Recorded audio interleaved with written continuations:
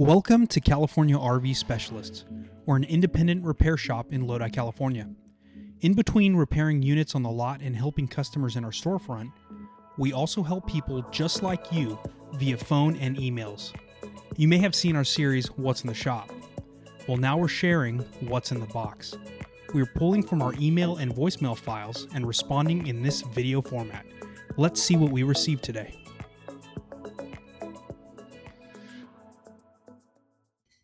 Hey, I'm Dustin, And I'm Zach.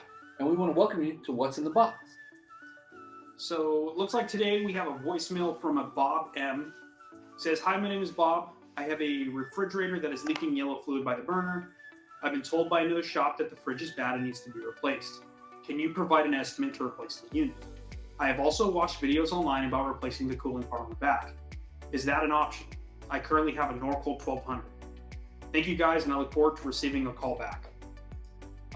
So let's first talk about what a Norcold 1200 series is. That's a giant 4-door refrigerator. They are very expensive.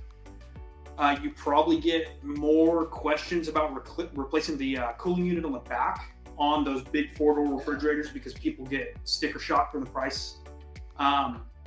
The yellow fluid that they're seeing by the burner, cooling units, it's toast. It needs to be, the whole unit needs to be replaced. That's ammonia that's in that thing, and it's given up and it's leaking out. Yeah, it's unsafe to operate at that point too. Yeah. So asking the question about pricing and whatnot, like I said, these are expensive. These refrigerators tend to lean above like $4,500.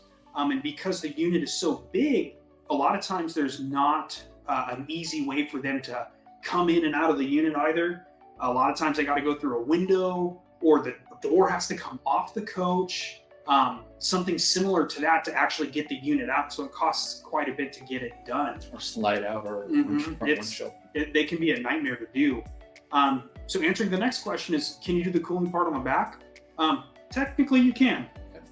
The issue with doing it like that is there's more to those refrigerators than just that cooling unit, right? There's the heating elements, there's the burner chambers, there's the control boards, there's all the other stuff that goes along with that fridge that can cause other issues. So yes, you can take the cooling part off and install the cooling part back on, but 3 months down the road, when the board goes bad, what good is that? So you end up throwing a bunch more money at the fridge, and it ends up coming out to the same price. And just some of the things like Zach's saying to think about is, you know, you have ice makers involved, you have PC boards, you have eyebrows, there's thermistors, there's all kinds of different components in that refrigerator. One of the things that always scares me when somebody asks me to, hey, I want you to change the cooling unit instead of the whole refrigerator, is the casing. So the refrigerator is a molded plastic shell with a styrofoam product that's in it. Now that cooling unit has to embed itself into that casing. So when you take it and you're extracting it out, you take a risk of damaging the housing of it.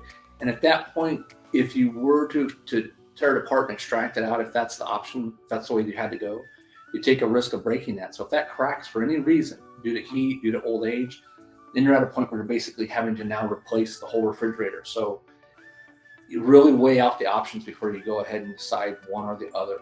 The benefits of going ahead and getting a new refrigerator. Big one's got to be warranty. I mean, warranty, you get a brand new. Most refrigerator manufacturers give a 2-year warranty. Some of them are more, some are less, but most of the part it's 2. Why not opt to get the brand new warranty? It makes the most sense, you know? I mean, think about it this way. We, as a business, it's going to cost the consumer and us, it takes more labor to replace the cooling unit versus to replace the refrigerator. The refrigerator costs are higher, but the labor is substantially lower. And it's not being like nitpicked, you know, I'll replace this, now there's this, and now there's this, and now there's this, and you end up adding up to the same cost as the fridge anyways. Yeah. So kind of recapping on the question, pricing on the thing, we kind of have to see it. We've actually already talked to this customer and gave him all this information. So pricing wise, but replacing the fridge, $4,500 or more plus crate, freight, and labor. Cooling unit, yes, can be replaced. That's probably not the right option.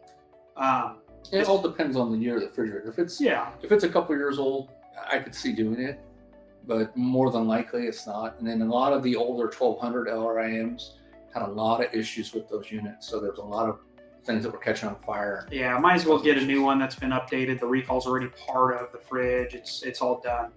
I hope that answers a lot of the questions on it. I mean, this is a pretty common question that we get regarding doing this, more so on these big 4-door refrigerators. But yeah, if you ever need one replaced, give us a holler. Thanks so much for watching. We'll see you next time. Don't click off just yet. I've linked some other videos for you to see what else is in the box and the shop.